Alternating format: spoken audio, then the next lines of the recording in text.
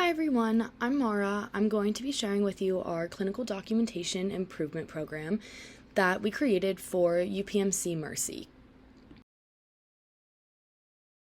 Starting with just a little bit of information about our organization, UPMC Mercy is a 364-bed hospital located in Pittsburgh, Pennsylvania. They are accredited by the Joint Commission and they're also a Level 1 trauma center. Currently, they have 156 residents and interns, so they're also a teaching hospital. They have 10,866 discharge days, and then their total patient revenue is sitting right above $2 billion right now. Their clinical services include cardiovascular services, emergency department, hemodialysis, wound care, rehabilitation, radiology, physical and speech therapy, special care, neurosciences, chemotherapy, orthopedics, and surgery. The highest CMI area at UPMC Mercy is burns with a 4.4796, and then psychiatry is the lowest with a 0.8829. And then the chart is just showing all of the CMI areas that they have. Our mission is to improve patient outcomes and deliver high-quality care while ensuring accurate and timely clinical documentation. We strive to educate professionals on compliant documentation practices and improve the delivery of care all around. Our vision is to pioneer clinical documentation improvement efforts that ensure the highest levels of integrity and continuous improvement. We aim to educate healthcare professionals on documentation practices that improve clinical outcomes and enhance patient satisfaction. So, starting off with program staffing, our clinical documentation improvement program resides in the Health Information Management Department. Our supervisor is titled the Director of Clinical Documentation Improvement. Our executive sponsor is the Chief Medical Officer. Our physician advisor could be any physician who's qualified and has CDI experience. And our team consists of health information management, case management, coding, nursing, quality management, and billing. Our staff also consists of 4 clinical documentation improvement specialists. We chose 4 because with a 364-bed hospital, that gives each specialist just under 100 beds to be responsible for. And our job description is a clinical documentation improvement specialist is responsible for reviewing medical records to ensure compliant clinical documentation of patient encounters. A specialist is expected to effectively communicate with providers and clinical staff to train and educate staff on high-quality documentation criteria.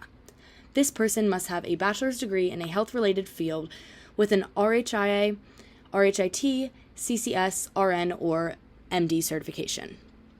A qualified CDI specialist should have a strong understanding of medical terminology, coding systems, and EHR documentation. Strong communication skills, critical thinking, and problem-solving abilities are necessary as well.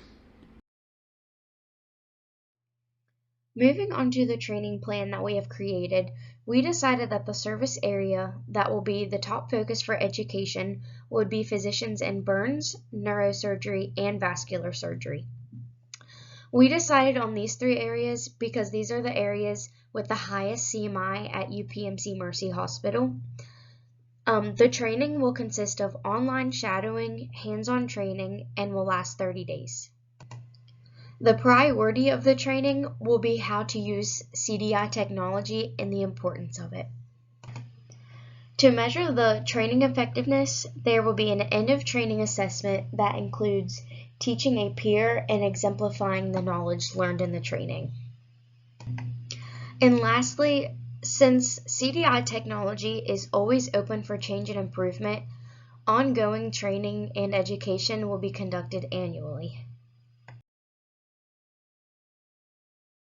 We decided to include multiple choice, open-ended, and yes-no queries for our program. This is an example of a multiple choice query inquiring about further clarifying a sepsis diagnosis. This is an example of an open-ended query inquiring about a pneumonia clarification.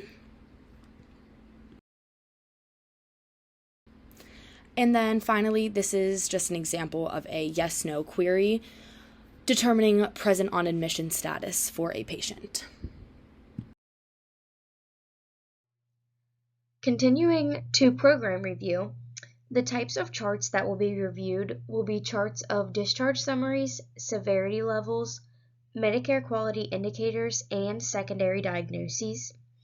These charts will be reviewed concurrently to ensure the upkeep of data is happening during the stages of a patient receiving care.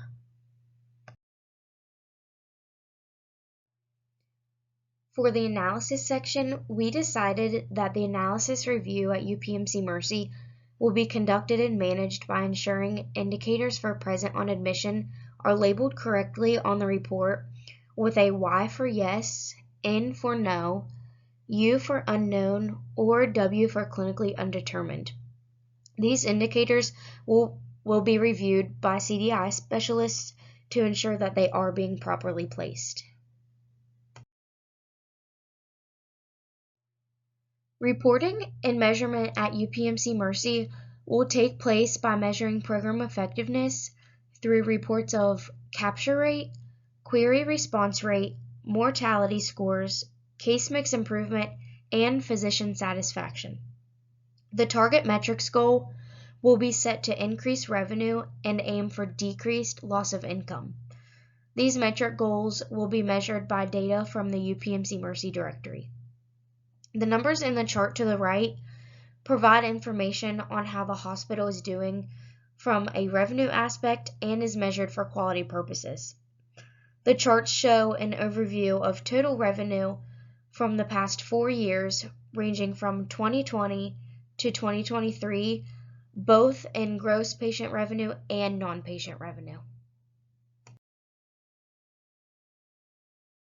For our clinical documentation improvement program, we decided to include natural language understanding technologies, computer-assisted coding, and CDI tracking software. Natural language understanding technologies are beneficial for making data capture more efficient. It also improves the accuracy and consistency. Another benefit is that it gives real-time feedback to help streamline workflow. Computer-assisted coding is beneficial for enhancing compliance and accuracy for coders. And CDI tracking software is important for streamlining workflow and can also be helpful for query management.